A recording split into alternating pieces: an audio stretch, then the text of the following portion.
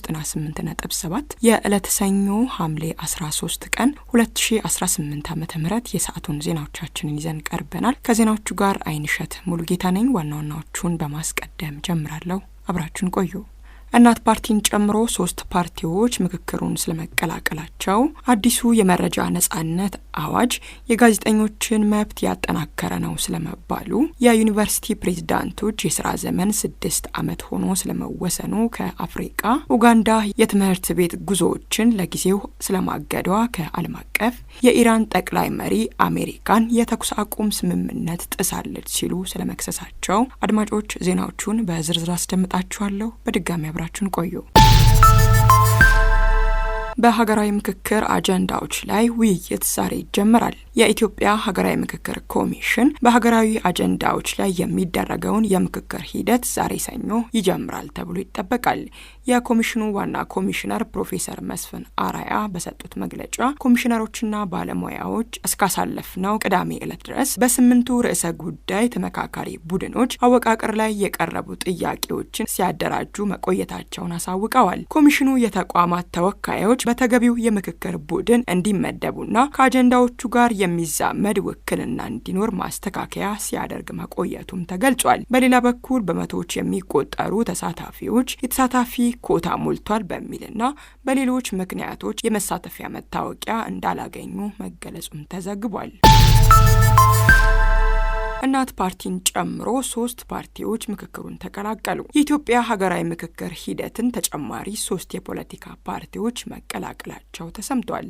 እናት ፓርቲ፣ አረና ትግራይ ለዲሞክራሲና ሉዓላዊነት እንዲሁም ወላይታ ብሔራዊ ንቅናቄ ሀገራዊ ምክክሩን መቀላቀላቸውን የኢትዮጵያ ፖለቲካ ፓርቲዎች የጋራ ምክር ቤት አስታውቋል። የምክር ቤቱ ሰብሳቢ አቶ ሰለሞን አየለ እንደገለጹት ፓርቲዎቹ ወደ ሂደቱ የተቀላቀሉት ከምክር ቤቱ ጋር በተደጋጋሚ ውይይት ተደርጎ በተደረሰ መግባባት መሰረት ነው ብለዋል። ይህም በሀገራዊ ምክክር የሚሳተፉ የፖለቲካ ፓርቲዎችን ቁጥር 60 አድርሶታል። ከዚሁ ጋር በተያያዘ ወደፊትም ለመሳተፍ ፍላጎት ለሚያሳዩ ሌሎች ፓርቲዎችና ታጣቂ ኃይሎች የኮሚሽኑ በር ክፍት መሆኑም ተመላክቷል።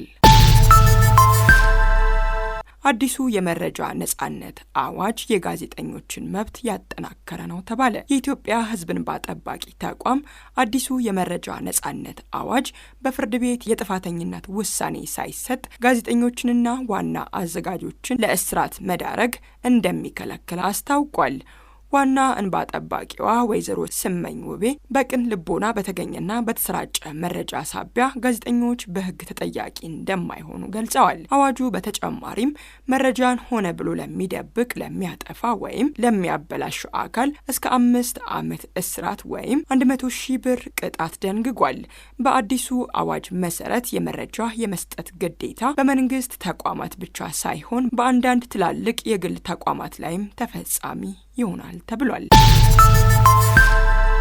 የዩኒቨርሲቲ ፕሬዝዳንቶች የሥራ ዘመን 6 ዓመት ሆነ። የትምህርት ሚኒስቴር በመንግስት ዩኒቨርሲቲዎች የሚሾሙ ፕሬዝዳንቶችና ምክትል ፕሬዝዳንቶችን የምልመላ ሂደት የሚቆጣጠር አዲስ መመሪያ ይፋ አድርጓል። በመመሪያው መሰረትም የዩኒቨርሲቲ ፕሬዝዳንቶች የአንድ ጊዜ የሥራ ዘመን 6 ዓመት ሲሆን የምክትል ፕሬዝዳንቶች ደግሞ 4 ዓመት ይሆናል ተብሏል። ለፕሬዝዳንትነት የሚወዳደሩ እጩዎች ቢያንስ የረዳት ፕሮፌሰርነት ማዕረግና ተገቢ የአመራር ልምድ ሊኖራቸው እንደሚገባም ይኸው መመሪያ ይደነግጋል። የእጩዎች ምርጫም በትምህርት ደረጃ፣ በስራ ልምድና ስትራቴጂያዊ እቅድ አቀራረብ ላይ ተመስርቶ ይከናወናልም ተብሏል። መመሪያው የሴቶችን ተሳትፎ ለማበረታታት ልዩ አደረጃጀት ያስቀመጠም ሲሆን የአመራር አፈጻጸምም በየ3 ወሩ እንደሚገመገምም ተገልጿል።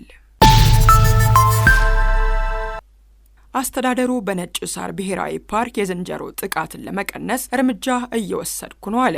የነጭ ሳር ብሔራዊ ፓርክ አስተዳደር በአካባቢው ነዋሪዎች ላይ ተደጋጋሚ ጥቃት እያደረሰ ነው የተባለውን የዝንጀሮ መንጋ ለመቆጣጠር ካሳለፍነው ቅዳሜ ሐምሌ 11 ቀን 2018 ዓ.ም ጀምሮ በጦር መሳሪያ እርምጃ እየወሰደ መሆኑን ማስታወቁ ተሰምቷል። በዝንጀሮዎች ላይ እርምጃ እየተወሰደ ያለው በአርባ ምንጭ ዩኒቨርሲቲ በቴሌቪዥን ሰፈር በአውሮፕላን ማረፊያና በአጠቃላይ ሆስፒታል አካባቢ ከሚኖሩ ነዋሪዎች ጥቃት እየተፈጸመብን ነው የሚል ቅሬታ መቅረቡን ተከትሎ መሆኑን ተገልጿል። ሆኖም እስከ አሁን ድረስ የደረሰው ጉዳት መጠን፣ የሚገደሉት ዝንጀሮዎች ብዛትና ሌሎች ተያያዥ ጉዳዮች በዝርዝር መረጃ ማግኘት አልተቻለም።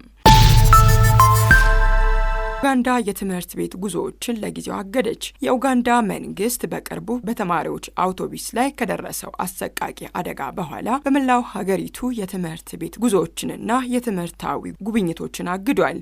የሀገሪቱ የትምህርት ሚኒስትር ጆን ክሪሶስቶም ሙዩንጎ እንዳሉት አዲስ የደህንነት መመሪያዎች ተዘጋጅተው እስኪተገበሩ ድረስ እገዳው ጸንቶ ይቆያል ብለዋል። የእገዳ መመሪያው የአደጋ ስጋት ምዘና፣ የወላጆች ፍቃድ፣ በቂ የመምህራን ክትትልና የምሽት ጉዞዎችን መከልከልን ያካትታል። ውሳኔው የተላለፈው በካፕቾርዋ አካባቢ በደረሰው የአውቶቡስ አደጋ ቢያንስ 20 ተማሪዎችንና አንድ ጎልማሳ ከሞቱ በኋላ ሲሆን በአደጋው መንስኤ ላይ ምርመራ መቀጠሉም ተነግሯል።